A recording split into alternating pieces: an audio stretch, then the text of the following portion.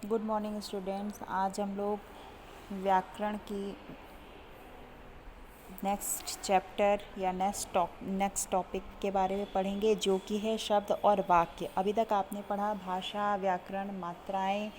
अब हम पढ़ेंगे शब्द और वाक्य, वो क्या कहलाते हैं। चलिए बच्चों, आज हम स्टार्ट करते हैं शब्द और वाक्य। शब्द और वाक्य क्या होते हैं बच्चों? शब्द और वाक्य देखिए, शब्द क्या होते हैं? दो या दो से अधिक वर्णों के सार्थक मेल को शब्द कहते हैं।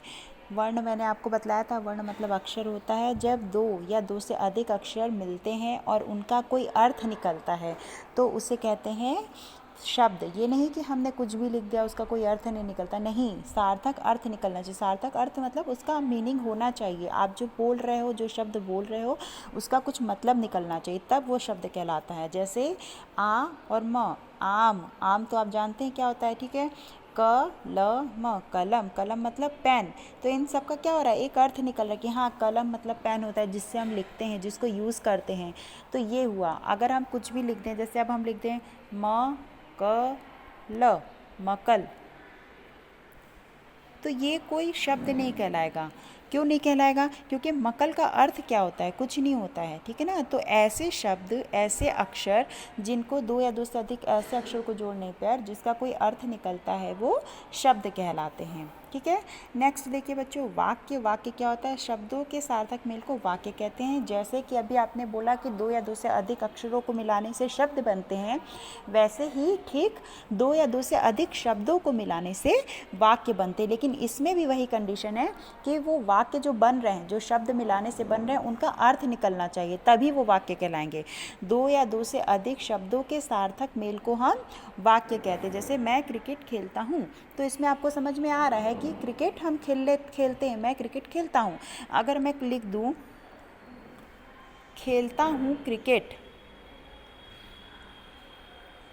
खेलता हूँ क्रिकेट में, तो ये एक सही अर्थ में नहीं लग रहा है। तो क्या होगा, इसको हम वाक्य नहीं बोलेंगे, ये निरर्थक वाक्य हो जाएगा, ठीक है। जैसे और मैं बोलूँ कि वह नहीं है क्यों, तो ये कोई अर्थ निकला नहीं। लेकिन अगर मैं ये पूछूं आपसे कि वह क्यों नहीं है, तो आप हमको इसका जवाब दे पाओगे। क्यों? क्योंकि आपको इसका अर्थ समझ में आ रहा है। तो वाक्य क्या होता है?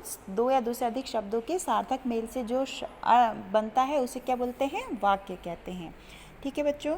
चलिए, आज का चैप्टर जो है वाक्य, शब्द और वाक्य हो गया। नेक्स्ट में हम आते हैं बच्चों, तो नेक्स्ट हमारा है लिंग। लिंग क्या होता है? लिंग होता है बच्चों, जो शब्द किसी जाति विशेष का ज्ञान कराते हैं वे लिंग कहलाते हैं। लिंग क्या होता है?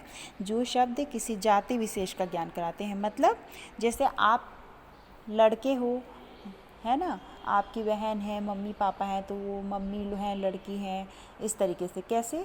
आप जैसे मैं नाम लेती हूँ करण, तो आप बोलोगे कि करण कौन है? तो करण एक लड़का है। आप नाम से समझ गए कि ये किसी एक लड़के का नाम है ना। अंशिका, अंशिका ये तो किसी लड़की का नाम है। तो ये जो पहचान हो रही है, ये कैसे होती है? ये लिंग से, मतलब आपको पहचान कराता है ये कि ये सामने वाला व्यक्ति स्त्रीलिंग है या पुल्लिंग है, ठीक है।